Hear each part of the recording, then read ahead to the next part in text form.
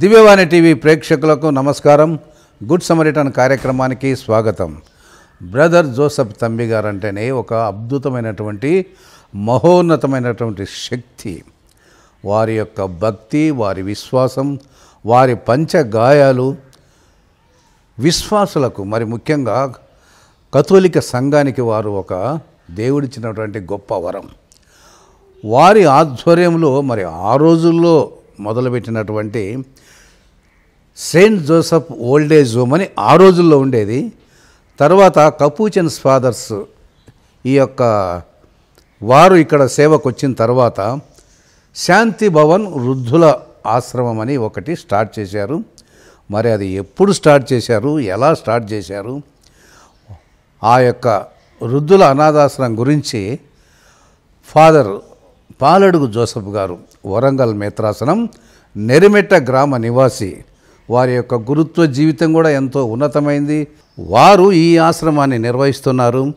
కపూచియన్స్ fathers అంటే brother Joseph తంబి గారి యొక్క జీవిత ఆశయాలకు అనుగుణంగా జీవించే మహోన్నతమైనటువంటి సేవాగుణం కలిగినటువంటి ఫాదర్స్ అన్నమాట. వారి నిర్వహణలో జరుగుతున్నటువంటి ఈ అనాథాశ్రమం అంటే ఈ వృద్ధుల ఆశ్రమం ఎలా స్థాపించారు, ఎప్పుడు స్థాపించారు, దాని యొక్క స్థితిగతులు, ఆ ఆశయాల గురించి మనం ఇప్పుడు పాలడుగు జోసెఫ్ కపూచియన్ ఫాదర్ గారితో తెలుసుకుందాం. ఫాదర్ నమస్కారం. ఫాదర్ నమస్కారం.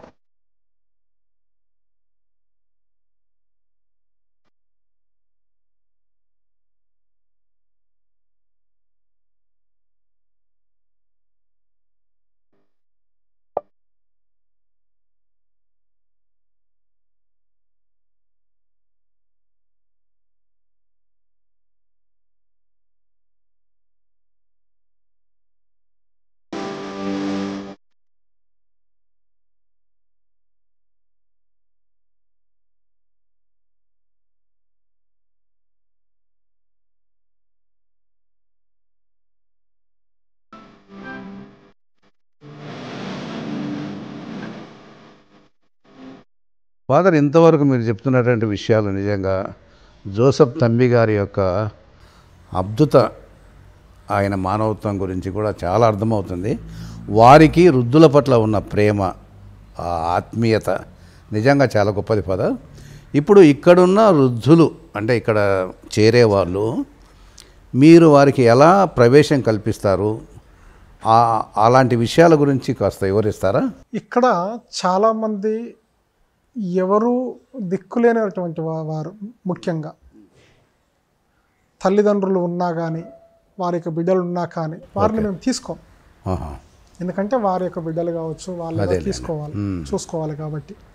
సో ఎవరు లేరు, వీరిని చూసుకునేవారు లేరు, వీరి పరిస్థితి బాగాలేదు, ఆరోగ్య పరిస్థితి బాగాలేదు, వారి భోజనం చేయడానికి కూడా లేనటువంటి కష్టంగా ఉన్నటువంటి వ్యక్తులను మాత్రమే తీసుకోవడం జరుగుతుంది.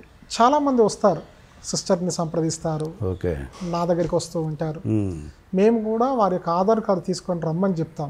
చెప్పిన తరువాత ఇంకా మాకు తెలిసిన వ్యక్తుల ద్వారా ఎంక్వైరీ చేపిస్తూ ఉంటాం. ఎవరు లేదు అని అంటేనే వారిని మరలా మేము ఒక ఆధార్ కార్డు తీసుకొని ఒక అగ్రిమెంట్ పేపర్ రాయించుకొని సంతకం పెట్టించుకొని లోపలికి తీసుకోవడం జరుగుతుంది, కన్ఫర్మేషన్ కోసం.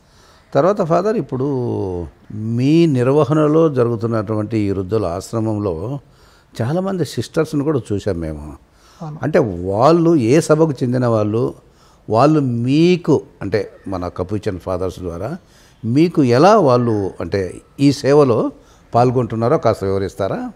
మేము 1968వ సంవత్సరంలో కపూచియన్ గురువులు ఈ ఔటపల్లి ప్రాంతానికి వచ్చారు. ఈ విచారణ టేకప్ చేశారు. చేసిన తర్వాత ఆశ్రమం కనిపిస్తూ ఉంది.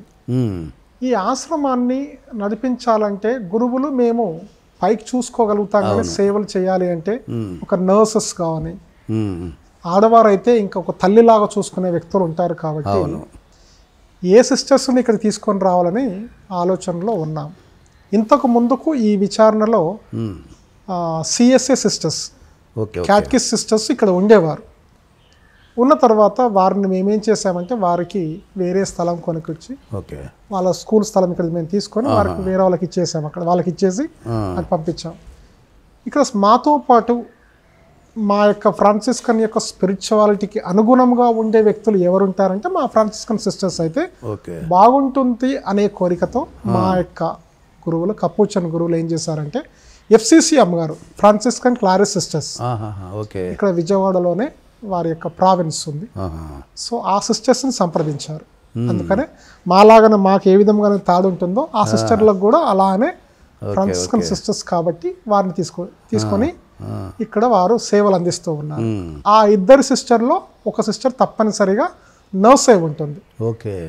సో ఆమె ఏదైనా చిన్న చిన్న విషయాలు చేయాలంటే డాక్టర్ని సంప్రదించాల్సిన అవసరం లేదు, ఆమె చేస్తుంది. ఇంకా ఆమెకు మించి ఇంకేమైనా కావాలంటే ఇక్కడ డాక్టర్ని మేము పిలుస్తూ ఉంటాము, అతను చూస్తుంది. ఇంకా ఆయనకు మించి ఇంకా కావాలంటే పక్కనే పెద్ద మన మెడికల్ కాలేజ్ ఉంటుంది, మనకు అంబులెన్స్ అనేది ఉంది కదా, దాని ద్వారా ఇమ్మీడియట్గా మేము అక్కడ షిఫ్ట్ చేసి అలా వారి యొక్క ఆరోగ్య పరిస్థితులు చూసుకుంటూ ఉంటాం. ఆ విధంగా మన యొక్క ఫ్రాన్సిస్కన్ సిస్టర్స్ వచ్చి మాకు సహాయం చేస్తూ ఉన్నారు. ముగ్గురు పిల్లలు పెళ్ళైన కాడి నుంచి పిల్లలు ముసలమ్మ బాగాదు, పిల్లలకి అట్టట పెళ్లి చేసావు, అట్టట ఉంటున్నాము. ఇక ముసలమ్మ కూడా చనిపోయింది, ఇక అక్కడి నుంచి ఇక రావలేదని ఇక్కడికి వచ్చేసారు. మాది విజయవాడ అండి. విజయవాడ అయితే పిల్లలు చూడక ఆయన కళ్ళు పోయినాయండి. మా భర్త నేను ఇద్దరం వచ్చాం 13 సంవత్సరాలు. ఆయన చనిపోయాడు ఇక్కడే, 8వ సంవత్సరం అయితే చనిపోయి నేను ఇక్కడే ఉన్నా. ఇక పిల్లలు కూడా ఒక అమ్మాయి అబ్బాయి ఆయన ముగ్గురు చచ్చిపోయారు. నా పేరు రజనీ అండి. నేను జోసెఫ్ తంబి గారి సమాధి దగ్గర నేను పనిచేస్తానండి, సీపింగ్గా పనిచేస్తున్నాను. ఇక్కడ ఆశ్రమంలోని అమ్మగారు తంబి గారి మధ్యస్థ ప్రార్థన ద్వారా అనేక మంది అనాథులకు ఇక్కడ అన్నదానం చేస్తున్నారు. ఇక్కడ రోడ్డు పక్కన ఉన్న గుడిసెల్లో ఉన్న ముసలి వాళ్ళకి 2 పూట్ల కూడా భోజనము టిఫిను అమ్మగారు ఎంతో ప్రయాసపడి అన్నదానం చేస్తున్నారండి. ఎంతో మైండ్ లేని వాళ్ళకి హాస్పిటల్కి తీసుకెళ్ళి వైద్యం చేస్తున్నారు. మాకు అందరికీ కూడా ఇక కాంపౌండ్లో ఊడిసే వాళ్ళకి కూడాను ఆమె భోజనం పెడుతున్నారు, మా కట్టుకోటానికి బట్టలు ఇస్తున్నారు. అయ్యా ఎంతో సేవ చేస్తున్నారు అయ్యా. విచారణ గురువులు అమ్మగారులు మా కోసం ఎంతో సేవ చేస్తున్నారు. ఇక్కడికి వచ్చేవారు అందరికీ కూడా నాయన ఎంతో సేవ చేస్తున్నారు. ఛానల్ వీక్షిస్తున్న వాళ్ళందరూ కూడా ఈ అనాథుల కోసం మీరు కూడా ఎంతో సహాయం చేయాలని ప్రతి ఒక్క బిడ్డకి కూడా నేను మనవి చేస్తున్నాను. ఇప్పుడు ఇలాంటి సంస్థలు నడిపించాలంటే నేను చాలామంది అంటే ఇండిపెండెంట్ ఆర్గనైజర్స్ కూడా కొంతమంది సేవ చేస్తున్నారు వేరే ప్రాంతాల్లో, అంటే ఓల్డ్ ఏజ్ హోమ్స్ నడిపించడం. అందరికీ ఇది భారమైన ఆర్థిక సమస్య. ఇంతమందికి భోజనాలు పెట్టడం, ఇంతమందిని పోషించడం, ఏ దిక్కుముక్కు లేని అనాథలను ఇది నిర్వహించడంలో ప్రధానంగా ఆర్థిక సమస్య కూడా ఒక పెద్ద సమస్య. ఎలా దీన్ని మీరు అధిగమిస్తారు father? Everything providence of God అనే ఒక నమ్మకమే. శాంతి భవన్ అనే వృద్ధుల ఆశ్రమానికి ఏ ఆస్తులు అంతస్తులు ఏమీ లేవు. ఓకే, ఉన్న వాస్తవం ఇది. దీని వెనకాల చూసినా కానీ ఏమీ లేవు.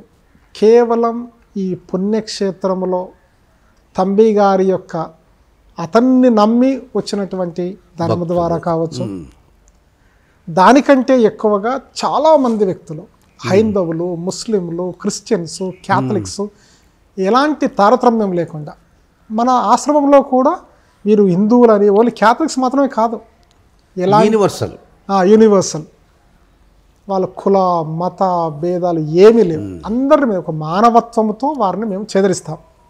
సో అలాంటి వ్యక్తుల కోసం చాలామంది ఎక్కువగా హైందవులు ఉంటారు, ముస్లింలు ఉంటారు, క్రిస్టియన్స్, క్యాథలిక్స్ వాళ్ళు కూడా వచ్చి వారి యొక్క శుభకార్యాలను సంబంధించి వాళ్ళ పిల్లల యొక్క జన్మదినాలు కావచ్చు, వాళ్ళ తల్లిదండ్రుల జ్ఞాపకార్థాలు కావచ్చు, దీన్ని బట్టి చాలామంది భోజనాలు పెట్టుకోవడం జరుగుతూ ఉంది.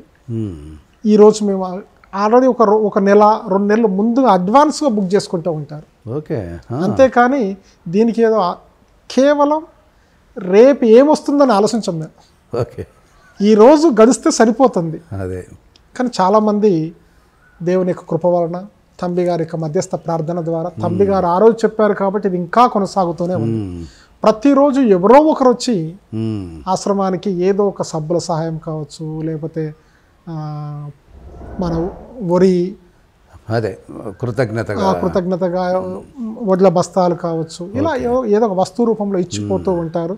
ప్రతిరోజు కూడా ఎవరో ఒకరు బ్రేక్ఫాస్ట్ కావచ్చు, లంచ్ కావచ్చు, సప్పర్ కావచ్చు, ప్రతిరోజు 365 రోజుల్లో సుమారు ఒక 300 రోజులు మనకు ఆల్రెడీ ప్రతిరోజు ఏదో ఒకటి ఉంటుంది. ఒక 60 రోజుల్లో అప్పుడప్పుడు ఎవరన్నా లేనటువంటి పరిస్థితుల్లోనే మేము దాన్ని ఆల్రెడీ వాళ్ళు ఇచ్చేస్తూ ఉంటాయి కొన్ని బ్యాలెన్స్, సో వాటి ద్వారా మేము కొనసాగిస్తూ ఉన్నాం. ఇది మన ఆర్థిక పరిస్థితి. కేవలము నా ఉద్దేశంలో తంబి గారి యొక్క దీవెనలు, ఆయన ఆశీస్సులు, ఆయన అద్భుత మహాశక్తి. ముఖ్యంగా మనము తంబి గారి యొక్క ఆ పంచగాయాల్లోనే ఉంది ఎన్నో బాధలు అనుభవించారు. ఆ బాధల ముందు మనం ఆలోచిస్తే దేవుడు ఆ బాధల నుంచే ఈ వృద్ధులను ప్రేమిస్తూ వారికి ఒక ఆదరణ కల్పిస్తున్నారని నేను అనుకుంటాను ఫాదర్. సరే ఫాదర్, ఆర్థిక పరిస్థితి మాత్రము చాలా కష్టంగానే ఉంది, కానీ దేవుని కృప వలన ఇది అంతా కూడా మాకు ఎలాంటి ప్రాబ్లమ్స్ లేవు సోఫార్. సిస్టర్స్ కూడా ప్రతిరోజు సేవ చేస్తూ ఉంటారు. వచ్చి ఎప్పుడు కూడా నన్ను ఫాదర్ ఇక్కడ మనీ అయిపోయింది, ఇక్కడ భోజనానికి చాలా ఇబ్బంది అవుతుంది, ఎప్పుడు కూడా నాకు ఒక్క మాట కూడా చెప్పలేదు వాళ్ళు. ఎందుకంటే అది దేవుని కృప. కానీ కొంతమంది నమ్ముతూ ఉంటారు, కొంత నమ్మకపోవచ్చు. అయినప్పటికీ కూడా మనకు మాత్రం ఎలాంటి ప్రాబ్లం ఇంతవరకు కూడా అప్పుడు స్టార్ట్ అయినప్పటి నుంచి ఇప్పటి వరకు కూడా ఏ ఫాదర్ కూడా ప్రాబ్లమ్స్ ఉన్నాయని ఎవరు కూడా చెప్పలేదు. దేవుని యొక్క సహాయం ద్వారా అలా కొనసాగుతూ ఉంది. నా పేరు సుశీలండి, మాది పైడూరుపాడు. నాకు పిల్లలు ఒక బాబు ఉంటే 20 సంవత్సరాల వయసు వచ్చాక ఇటు ఊళ్ళ మీద వెళ్ళిపోయాడు, మింట్లుగా లేడు. మా ఆయన చచ్చిపోయాడు, నాకెవరు లేరేక. ఇక మా తమ్ముళ్ళు ఉంటే వాళ్ళు ఎక్కడో ఉంటారు, మా ఊర్లో లేరు, పొరుగురులో ఏడో ఉంటారు వాళ్ళు. మా ఆయన తరపున మగోళ్ళు లేరు, ఆడపిల్లలు ఒకటి ఉన్నారు, ఒక ఆమె లేకలేదు, ఒక ఆమె తిరుగుతుంది అట్టట్ట. ఎప్పుడన్నా ఒకసారి వస్తారు వాళ్ళు. నన్ను చూసే తమ్ముడు కూడా చనిపోయాడండి మొన్న. ఎవరు రారు నా కోసం. ఇక అన్నీ అమ్మగారే చూసుకుంటుంది, ప్రతి అమ్మగారే చూసుకుంటుంది మమ్మల్ని. ఏ ఊరు లేరు ఇక నాకు అసలుకి. నాకు ఆడపిల్లలు లేరు, మగపిల్లలు లేరు. ఒక్క బాబు చదువుకొని ఎటో దేశాల మీద వెళ్ళిపోయాడు. నా పేరండి శ్రీనివాసరావు అండి. ఇక్కడికి మా తల్లి తండ్రి చనిపోయారు. నాకు ఇది పెట్టి లేరండి, అందుకే ఇక్కడ కూర్చానండి. అమ్మగారు అయ్యగారు మమ్మల్ని బాగా చూసుకున్నారు. మమ్మల్ని మాకు ఏదో చేయండి, బట్టలు రాని, లింగలు రాని, చొక్కాలు రాని ఇస్తారు. మాకు ఎప్పుడు ఇస్తారయ్యా. కదే బయట వాళ్ళు వచ్చినప్పుడు పుట్టినరోజు పండుగలు ఇవి చేసుకుంటానండి. చేసుకుంటే మాకండి నేను ఒక్కుంటూనే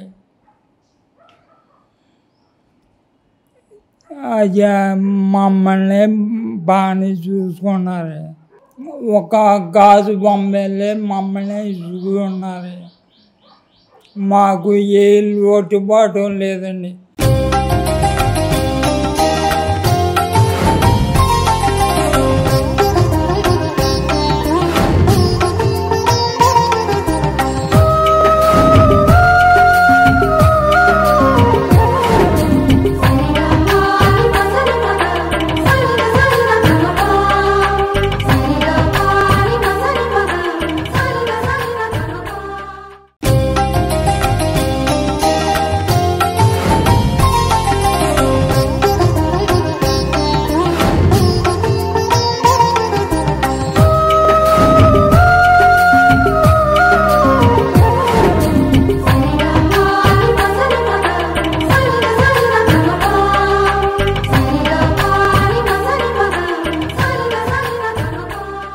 ఇప్పుడు ఈ యొక్క వృద్ధులకు ఒకవేళ అంటే జనరల్గా అన్ని విధాలైనటువంటి అంటే హెల్త్ పరమైన ఏదైనా ఇది ఎనీ క్రిటికల్ మూమెంట్స్ ఏమన్నా వచ్చాయా మీరు ఇప్పటి వరకు అయితే రాలేదు. అంత పెద్ద క్రిటికల్ సిచ్యువేషన్స్ అయితే ఇప్పుడైతే మనకు రాలేదు.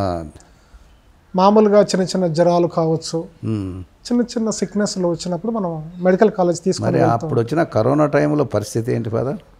అది పెద్ద అద్భుతం. ఎవరికి కూడా కరోనా అనేది మన ముసలి వారికి రాలేదు. దేవుని కృప, తంబి గారి యొక్క దీవెన ఈ ప్రాంతంలో ఉందని నేను నమ్ముతున్నాను. ఎందుకంటే కరోనా వచ్చిన సమయంలోనే నేను ఇక్కడ ఉన్నా. ఓకే ఓకే నేను ఇంత ముందుకు ప్రొక్యురేటర్గా ఉన్నప్పుడు అదే టైంలో కరోనా వచ్చింది. నేనే నా ట్రాన్స్ఫర్ వచ్చినా కానీ నేను 2-3 నెలలు ఇక్కడనే ఉండిపోయా. తర్వాత కూడా నేను చూసాను మన ముసళ్ళ వారికి మాత్రం ఫాదర్లకు వచ్చింది కానీ ఓకే పెద్దవారికి మాత్రం ఎవరికీ రాలేదు. అది దేవుని కృప, తంబి గారి యొక్క మధ్యస్థ ప్రార్థన చాలా గొప్పది. ఆ విధంగా అద్భుతం జరిగిందని నేను నమ్ముతున్నాను. మిరకల్. అయినా కానీ ఆ టైంలో కూడా మన ఫుడ్ విషయం మాత్రం ఎలాంటి ఇబ్బంది రాలేదు. చూడండి చాలా మంది ఇబ్బంది పడ్డారు కానీ ఓకే మన ముసళ్ళకి మాత్రం ఇంతవరకు ఆ ఇబ్బంది అనేది రాలేదు. Good afternoon, I am Dr. Shastri from Peddavudipalli PHC, medical officer working as medical officer. So ఇక్కడ వచ్చేసి జోసెఫ్ తంబి గారి ఆశ్రమంలో శాంతి ఆశ్రమం ఒకటి ఉంది. సో దగ్గర ఇక్కడ వచ్చేసి మనకి 25 నుంచి 35 మంది వరకు ఇన్మేట్స్ ఉంటారు. సో వీళ్ళకి వచ్చేసి సిస్టర్ ఎల్సీ గారు బాగా సేవ చేస్తున్నారు. సో ఓల్డ్ ఏజ్లో వాళ్ళకి కావాల్సిందంతా బాగా చేయటమే కాక వాళ్ళకి పొద్దున్న బ్రేక్ఫాస్ట్ దగ్గర నుంచి బ్రేక్ఫాస్ట్, లంచ్, డిన్నర్. సో వాళ్ళతో పాటు కింద స్టాఫ్ కూడా బాగా చాలా హెల్ప్ఫుల్గా సేవ చేస్తున్నారు వాళ్ళు. So I'm having an opportunity come down here and help them as well. So part of my duty and సేవా కార్యక్రమంలో భాగంగా అనుకోవచ్చు, ఏదైనా అనుకోవచ్చు. But I don't think it's సేవ, but it is my duty. Regularly coming here and giving them, checking their BPs and sugar levels and monitoring their medicines. So అవసరమైన వాళ్ళకి maximum ఇక్కడ ఏంటంటే మనకి బీపీ వాళ్ళు ఎక్కువ ఉన్నారు, షుగర్ పేషెంట్లు కూడా ఉన్నారు, అలాగే కొంచెం ఆస్మాటిక్స్ ఉన్నారు, వాళ్ళు కూడా అంతా మందులు ఇస్తాము ఇక్కడ. సో ఇక్కడ సిస్టర్ గారితో పాటు ఇక్కడ చేసే స్టాఫ్ అంతా కూడా చాలా హంబుల్గా ఇక్కడ ఉన్న ఇన్మేట్స్ అందరికీ చాలా హెల్ప్ఫుల్గా ఉంటారు. అలా కాకుండా బయట నుంచి కూడా కొంతమందికి వస్తారు. ఆ సిస్టర్ గారు వాళ్ళకు కూడా లంచ్, డిన్నర్ కూడా ఏర్పాటు చేస్తూ ఉంటారు. So this is the part of schedule here. తర్వాత ఫాదర్ ఇప్పుడు కేవలం ఇది నడిపించేది మహా దేవుడే, యేసుప్రభువే, తంబి గారి ఆశీర్వాదాలే అనుకుందాం. మీరు అంటే మీ పాత్ర ప్రత్యేకంగా మీ నిర్వహణలో మీరు ఎప్పటి నుంచి ఈ యొక్క అంటే ఈ వృద్ధులను చూసుకుంటున్నారు? ఎనీ అంటే వీళ్ళకు ఆధ్యాత్మికమైనటువంటి ఏమన్నా చూస్తారా? అంటే వాళ్ళు చర్చికి రావడము ఇవన్నీ ఉంటున్నాయి ఫాదర్? అంటే వాళ్ళు ఆశ్రమంలో కూడా సెమినర్ లైఫ్ ఎలా ఉంటుందో అలానే ఉంటుంది. ఉదయాన్నే 5 గంటలకు లేస్తారు. ఓకే దేవుని పాటలు పెడుతూ ఉంటారు. పాప ముసలి వాళ్ళు లేస్తారు, ఉదయాన్నే దేవాలయానికి వెళ్తారు, వెళ్ళి ఉదయకాల ప్రార్థన చెప్పుకుంటారు. చెప్పుకున్న తర్వాత 6:30కు దేవబలి పూజ మన దేవాలయంలో జరుగుతూ ఉంది. ప్రతిరోజు దేవాలయం జరుగుతుంది. ప్రతిరోజు కూడా వృద్ధులు కూడా ఎవరైనా బెడ్ రిడన్ అనేవారు మాత్రమే రారు. మిగతా భక్తులందరూ కూడా మన దేవాలయానికి వస్తారు. దేవబలి పూజ, నిండు దేవబలి పూజలో పాల్గొంటారు. ప్రతి శుక్రవారం మాత్రము ఆశ్రమంలో ఒక ఫాదర్ వెళ్తారు. ప్రతి శుక్రవారం వెళ్ళి అక్కడ దేవబలి పూజ అర్పిస్తారు. ఆ పూజ అయిపోయిన తర్వాత కూడా మరలా 10 గంటలకు ప్రార్థన ఉంటుంది. మధ్యాహ్నం 12 గంటల ప్రాంతంలో జపమాల ఉంటుంది. మళ్ళీ 4 గంటల ప్రాంతంలో మరి ఒక ప్రార్థన ఉంటుంది. సాయంత్రం కూడా ప్రార్థన ఉంటుంది, భోజనం చేస్తారు. ఆధ్యాత్మిక కార్యక్రమాలు మేము అలా కొనసాగిస్తున్నాం. సిస్టర్స్ కూడా వారికి ఎప్పుడు కూడా వారితో పాటు ఉండి ఆధ్యాత్మిక విషయాలు కూడా నేర్పిస్తారు. మళ్ళీ ఇంకోటి చెప్తున్నా, అక్కడ హైందవులు కూడా ఉన్నారు. వారిని కూడా మేము ఎలాంటి ఇబ్బంది పెట్టాం. వచ్చిన వారే దేవాలయానికి వస్తూ ఉంటారు. ఒకవేళ వచ్చి కూర్చున్నా మేము చెప్పేది ఒకటే, మీ దేవునికి మీరు ప్రార్థన చేయండి. మీరు యేసు ప్రభుకి చేయాల్సినటువంటి అవసరం లేదు. మీ దేవునికి మీరు ప్రార్థన చేసుకోండి. ఎలాంటి మానవత్వంతో చూసే విధంగా మదర్ తెరేసా ఏ విధంగా అయితే ప్రతి ఒక్క వ్యక్తిలో యేసు ప్రభుని చూడగలిగిందో, మన ఆర్సీఎం సంబంధించినటువంటి గురువులు కావచ్చు, కన్యాస్త్రీలు కావచ్చు, వారు కుల మత భేదాలు లేకుండా ప్రతి ఒక్కరిలో యేసు ప్రభు ఉన్నాడని మేము గుర్తిస్తాము. అదే కృపతో అదే దృష్టితో మేము వారిని చూస్తున్నాము. ఒక మానవత్వంతో వారికి సేవ చేస్తున్నాం. అదే దేవుడు మాకు ఒక గొప్ప అవకాశాన్ని ఇచ్చాడని మేము భావిస్తూ ఉన్నాం. నా పేరు అన్నపరెడ్డి భారతి. మాది తాళప్రోలు గ్రామం నుండి పెద్దవటిపల్లి తంబి గారి సన్నిధానానికి వచ్చాము. ఈ దినము మా చిన్నబాబు అన్నపరెడ్డి పవన్ కుమార్ రెడ్డి ఉద్యోగం వచ్చినందువల్ల కృతజ్ఞతగా ఈ దినము వృద్ధులకు అనాథాశ్రమంలో భోజనాలు ఒక పూట స్పాన్సర్ చేయాలని అనుకున్నాము. ఈ దినము కుదిరింది పెట్టడానికి. ఇక్కడ సిస్టర్స్, ఫాదర్స్, తంబి గారి బ్రదర్ జోసెఫ్ తంబి గారి ఆలయంలో ఈ వృద్ధులు కూడా 100 మంది దాకా ఉంటారు. మాకు ఇలా పెట్టడం చాలా దీవెనకరంగా, ఆశీర్వాదకరంగా ఉంది.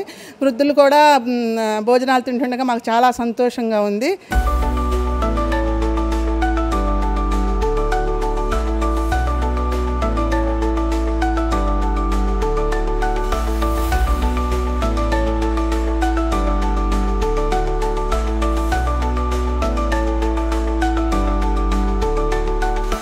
చివరగా ఒక ప్రశ్న, అంటే ఇప్పుడు మీరు అన్నట్టుగా చాలామంది హిందువులు, అన్ని రకాల వర్గాలకు చెందిన వాళ్ళని మీరు ఆదరిస్తున్నారు. సపోజ్ మనిషి ఈ లోకంలో మానవ జీవితం శాశ్వతం కాదు. ఇన్ కేస్ ఎవరైనా మరణిస్తే మీరు ఆచరించే ఎలా అంటే ఇప్పుడు ఆ ఫైనల్ రైట్స్ అనేది మీరు ఎలా నిర్వహిస్తారు, కాస్త వివరిస్తారా? ఎవరైనా చనిపోయినప్పుడు అనాథలు ఉంటారు కాబట్టి ఓకే, మనం క్రిస్టియన్ రైట్స్ మనకున్నాయి. ఓకే, వారు హైందవులైనా ముస్లింలైనా మనకు వేరే ఆచారాలు మనకు తెలియదు. అవును. సో మన ఆశ్రమంలోనే మనం వారిని మేము ఎవరో ఒకరు ఫాదర్లం వెళ్ళి ప్రార్థన చేస్తాము. తీసుకొని వెళ్ళి వారికి సమాధి చేస్తాం. ఎవరైనా వారి మనమనులు మునిమనులు ఎవరైనా ఉన్నారనుకోండి, ఓకే, మేము మా అమ్మమ్మది మేము తీసుకొని వెళ్ళాలని అడిగారు అనుకోండి, మేము వారికి సంప్రదించి వారికి ఇస్తాం. వారు తీసుకొని వెళ్ళి వారి యొక్క రైట్స్ని బట్టి వారు అక్కడ భూస్థాపిత కార్యక్రమాలు చేసుకుంటారు. లేకపోతే మాత్రం మన క్రిస్టియానిటీ పరంగానే దానికి పెద్ద దేబలి పూజలు అర్పించి పెద్ద హంగామాలు ఏమి ఉండవు.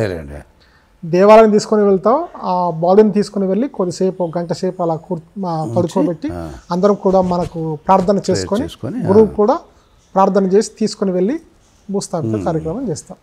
ఇది ఇక్కడ జరిగే కార్యక్రమం. ఇది నిజంగా గొప్ప సంఘటన ఫాదర్. ఇది అంటే ఎటువంటి వారైనా మన పద్ధతిలో మనం భూస్థాపితం చేయడం, వాళ్ళకిచ్చే గౌరవం వాళ్ళకి ఇస్తున్నారంటే రియలీ ఇట్స్ ఏ వండర్ఫుల్. చివరగా ఫాదర్, అంటే ఈ రోజుల్లో ఉన్నటువంటి విధానం, రక్త సంబంధాలు కనుమరుగైపోతున్నాయి, మానవత్వం నశించిపోతుంది, ఎవరికెవరు అన్న ధోరణిలో ఉంది మన సమాజం, సంఘం. వీటిని దృష్టిలో పెట్టుకొని దివ్యవాణి టీవీ ప్రేక్షకులకు మీరు ఏ సందేశం ఇస్తారో ఒక సందేశం ఇవ్వాలి ఫాదర్. నేను ఈ యొక్క అనాథ ఆశ్రమం చూసుకున్నటువంటి రోజు నుండి ఇంతకుముందు గత సంవత్సరంలో 2017 నుంచి 2020 వరకు నేను ఇక్కడ పనిచేశాను. ఓకే, ఇప్పుడు కూడా నేను పనిచేస్తున్నాను. ఈ ముసలి వారిని, పెద్దవారిని చూసినప్పుడు చాలా బాధ వేస్తూ ఉంది. నేను నా ప్రసంగాల్లో కూడా అదే చేస్తాను. తల్లిదండ్రులను ఎప్పుడు కూడా మనము వదిలివేయకూడదు, ఎందుకంటే ఆ తల్లిదండ్రులు లేనిది మనం లేం. ఆ తల్లి 9 మాసాలు మోసి కని పెంచింది, ఎంతో కష్టపడింది. నీకు జన్మనిస్తుంటే ఆ తల్లి పడే బాధ ఎంతుందో ఆ తల్లికి మాత్రమే తెలుసు. తర్వాతకి ఆ తల్లి ఆ పురిటి నొప్పులు చూసినప్పుడు అది మర్చిపోయి ఎప్పుడైతే నిన్ను చూసినప్పుడు ఆ బాధ మర్చిపోతుంది ఆ తల్లి. తర్వాతకి నీకు ఎన్నో పరిచర్యలు చేస్తుంది. ఇంత మంచిగా నువ్వు ఇంత స్థాయికి పెరిగేంతవరకు నిన్ను పెంచిన తర్వాత దురదృష్టం ఏంటి అంటే మనలాంటి వారు మన తల్లిదండ్రులను ఎక్కడో వదిలివేస్తాం, పట్టించుకోం. ఈ అనాథ ఆశ్రమంలోకి ఎందుకు వెయ్యాలి అనే బాధ నాకు ప్రతిసారి నేను ఆశ్రమానికి లోపలికి వెళ్ళినప్పుడల్లా ఇదే అనుకుంటూ ఉంటా. అంత ఫీలింగ్ చూడండి.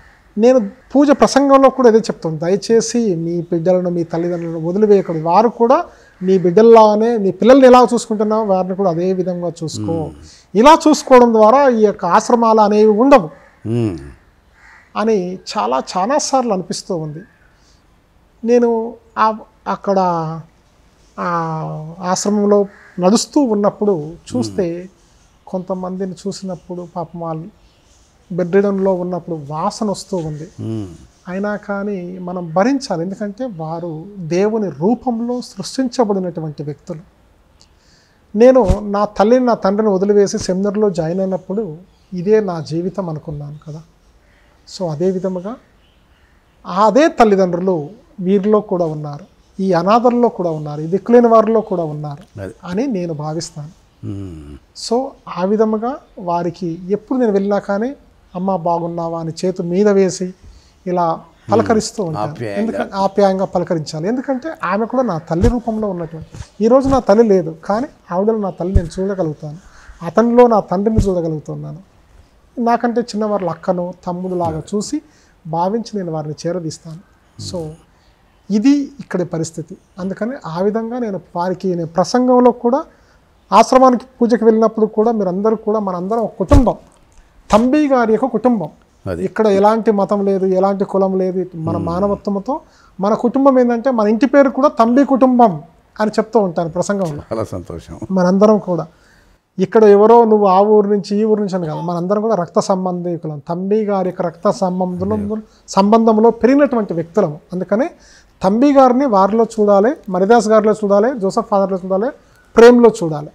ఇలా చూసుకుని మనం వెళ్ళినప్పుడు ఎలాంటి గొడవలు ఉండవు, అందరూ కలిసిమెలిసి మనం జీవించాలి, ఐక్యమత్యంతో ఉండాలి, ఉన్న రోజులు సుఖ సంతోషాలతో జీవించాలి. మనము ఒక వ్యక్తి ఈ ఆశ్రమంలో ఉంది అంటే అక్కడ ఉన్నటువంటి పరిస్థితుల ప్రభావం వలన మళ్ళీ తిరిగి వెనుకకు చూడకూడదు. అయ్యో నా ఇంటికాడ కొంచెం బాగుంది కదా అనుకోకూడదు. ఈ ఆశ్రమంలోనే ఒక స్వర్గం నేను చూడాలనే అలాంటి పరిస్థితి వీరికి రావాలని నా యొక్క కోరిక. నేను ఎక్కడికి వెళ్ళినా కానీ అక్కడికి వెళ్ళినప్పుడు కూడా ఇవే వాళ్ళకి పెద్దవారికి చెప్తూ ఉంటాను. మీరు ఇచ్చినటువంటి యొక్క విలువైన సమయానికి కృతజ్ఞతలు. మరి మీరు చేస్తున్నటువంటి సేవ కూడా ఎంతో దేవునికి మహిమకరమైనది, ప్రీతికరమైనది. మానవ సేవ చేస్తున్నటువంటి యొక్క మీ యొక్క జీవితాన్ని కూడా దేవుడు ఇంకా ఆశీర్వదించాలని కోరుకుంటున్నాము. దివ్యవాణి టీవీకి గుడ్ సమరిటన్ అనే కార్యక్రమం ద్వారా మీరు మాకై వెచ్చించిన సమయానికి కృతజ్ఞతలు. తర్వాత మీకు దివ్యవాణి టీవీ తరఫున హార్దిక కృతజ్ఞతలు father. Thank you. Wish you all the best. Thank you. మీ సేవను దేవుడు కలకాలం దీవిస్తాడు. Thank you very much father. చూశారు కదండి, జోసఫ్ తంబి గారి పుణ్యక్షేత్రంలో శాంతి భవన్ వృద్ధుల ఆశ్రమంలో జరుగుతున్నటువంటి సేవా కార్యక్రమ విశేషాలు ఎన్నో తెలుసుకున్నాం. ఇక్కడ జరుగుతున్నటువంటి గొప్ప మానవ సేవ ఎంతో స్ఫూర్తిదాయకమైంది. వారు చేస్తున్నటువంటి అన్ని రకాలైనటువంటి సేవలను గురించి ఎన్నో విషయాలు తెలుసుకున్నాం. వచ్చే వారం మరో మంచి సమరీనితో గుడ్ సమరిటన్ కార్యక్రమంలో మళ్ళీ కలుసుకుందాం. అంతవరకు చూస్తూనే ఉండండి మీ దివ్యవాణి టీవీ. నమస్కారం.